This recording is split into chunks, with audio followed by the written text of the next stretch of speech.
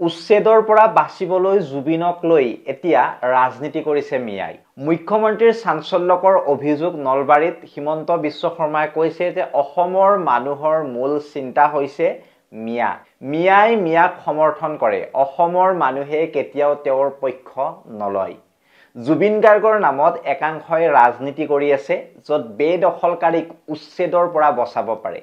তাত জুবিনৰ প্ৰতি কোনো ভাল পোৱা নাই, এই বুলি এতিয়া মন্তব্য কৰিছে আমাৰ অসমৰ মুখ্যমন্ত্ৰী ডক্টৰ হিমন্ত বিশ্ব শৰ্মা ডাঙৰীয়াই। আপোনাৰ মন্তব্যবিলাক জনাই যাব কমেণ্ট ছেকশ্যনত। মই এতিয়া সবিশেষ ইয়াৰ বিষয়ে জনাই যাম। আচলতে মুখ্যমন্ত্ৰী হিমন্ত বিশ্ব শৰ্মাই ক'ত কেনেকৈ কিয় কৈছিল এই কথা। মুখ্যমন্ত্ৰী মহিলা উদ্যমিতা অভিযান আপোনালোক সকলোৱে জানে, যি চেক বিতৰণ, সেই চেক বিতৰণৰ বাবে আজি নলবাৰীত উপস্থিত হৈছিল মুখ্যমন্ত্ৰী হিমন্ত বিশ্ব শৰ্মা। সংবাদ মাধ্যমৰ সন্মুখত মিয়া সম্প্ৰদায় সন্দৰ্ভত তিৰ্যক মন্তব্য কৰে মুখ্যমন্ত্ৰীয়ে। তেওঁ অভিযোগ কৰে যে প্ৰয়াত শিল্পী জুবিন গাৰ্গৰ নাম ব্যৱহাৰ কৰি বেদখলকাৰীক উচ্ছেদৰ পৰা ৰক্ষা কৰাৰ চেষ্টা কৰিছে এতিয়া একাংশই। নলবাৰীত হিমন্ত বিশ্ব শৰ্মাই এই বুলিও কৈছে যে অসমৰ মানুহৰ মূল চিন্তা হৈছে মিয়া।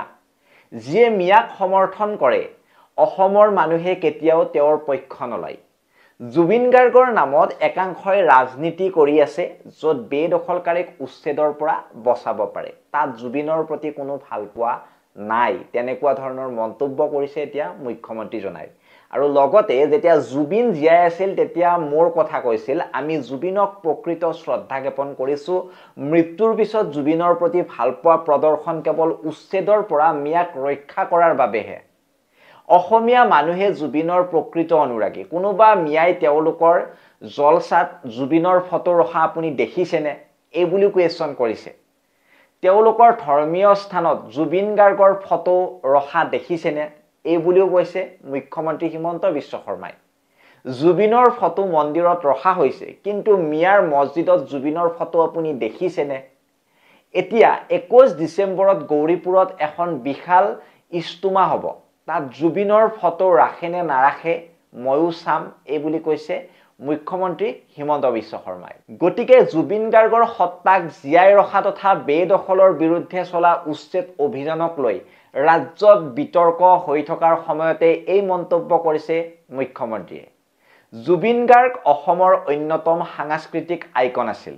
মুখ্যমন্ত্ৰীয়ে প্ৰয়াত গায়কগৰাকীৰ প্ৰকৃত প্ৰশংসক অসমীয়া ৰাইজ বুলি পুনৰবাৰ উল্লেখ কৰাৰ বিপৰীতে এতিয়া সহানুভূতি প্ৰকাশ কৰা সকলৰ ভূমি দখলৰ বিষয়ৰ সৈতে জড়িত গোপন উদ্দেশ্য আছে বুলি অভিযোগো উত্থাপন কৰিছে। গতিকে ডক্টৰ শৰ্মাই 21 ডিচেম্বৰত গৌৰীপুৰত অনুষ্ঠিত হ'বলগীয়া ইজতুমাৰ কথাও আঙুলিয়াই দি আয়োজকসকলক প্ৰত্যাহ্বান জনায় যে যদিহে তেওঁলোকৰ মৰমৰ প্ৰকাশ প্ৰকৃত হয়, তেন্তে জুবিন গাৰ্গৰ ফটো প্ৰদৰ্শন কৰক, এই বুলি কৈছে। আৰু লগতে জুবিন গাৰ্গক সুৰাপান কৰোৱাৰ বিষয়ত মুখ্যমন্ত্ৰীয়ে কয়, ধন সম্পত্তি লুট কৰাৰ উদ্দেশ্যে একাংশই জুবিন গাৰ্গক মদ খাবলৈ বাধ্য কৰাইছিল। কিছুমান মানুহে তেওঁক মদ খুৱাই শোষণ কৰিছিল। তদন্তত বহু বিস্ফোৰক তথ্য এতিয়া পোহৰলৈ আহিছে আৰু তেখেতে জনাত জুবিনে নিজে মদ খোৱা নাছিল। ধন সম্পত্তি লুট কৰাৰ উদ্দেশ্যে গান গাবলৈ গ'লে তেওঁক মদ খাবলৈ বাধ্য কৰাইছিল। বিহু কমিটিয়ে তেওঁক এটা শ্ব'ৰ বাবে প্ৰায় 5 লাখ টকা দিছিল আৰু জুবিনক কোৱা হৈছিল যে তেওঁক 2.5 লাখ টকা দিয়া হৈছে। তেওঁ মদ্যপান কৰি একেই বিশ্বাস কৰিছিল আৰু তেনেকৈ এটা নিৰ্দিষ্ট গোটে তেওঁক মদ্যপান কৰাই লুটপাট কৰিছিল বুলিও এতিয়া কিছুমান তথ্য পোহৰলৈ আহিছে বুলি জনাইছে। আৰু মুখ্যমন্ত্ৰী শৰ্মাই দাবী কৰিছে যে জুবিনে তেওঁক প্ৰায়ে ৰাতিপুৱা লগ পায় আৰু সেই আদান প্ৰদানৰ সময়ত সদায় সচেতন হৈ থাকে। জুবিনে ৰাতিপুৱা মোৰ ওচৰলৈ যিমানবাৰ আহিছিল, তেওঁ কেতিয়াও মদ্যপান কৰা নাছিল।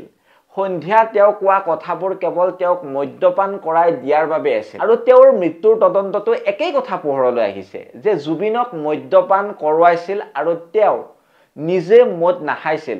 মুখ্যমন্ত্ৰীয়ে এই কথা উল্লেখ কৰিছে এতিয়া। আৰু শিল্পীগৰাকীৰ সত্তাক এতিয়া মদ্যপানৰ সৈতে জড়িত নকৰিবলৈ জনসাধাৰণক আহ্বান জনাইছে মুখ্যমন্ত্ৰী হিমন্ত বিশ্ব শৰ্মাই।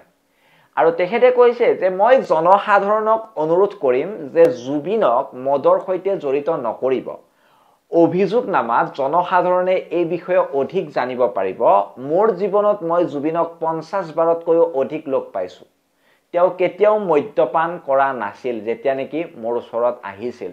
এই কথা এতিয়া উল্লেখ কৰিছে আমাৰ অসমৰ মুখ্যমন্ত্ৰী ডক্টৰ হিমন্ত বিশ্ব শৰ্মা দেৱে। গতিকে আপোনাৰ যদি ইয়াৰ ওপৰত কিবা মন্তব্য আছে কৰিবলগীয়া, আমাৰ কমেন্ট সেকশনত মন্তব্যবিলাক কৰিব। গতিকে মই মিঠুৱে বিদায় মাগিছোঁ অন্য এটা ভিডিঅ'ত লগ পোৱাৰ প্ৰতিশ্ৰুতিৰে। ধন্যবাদ। জয় অসম।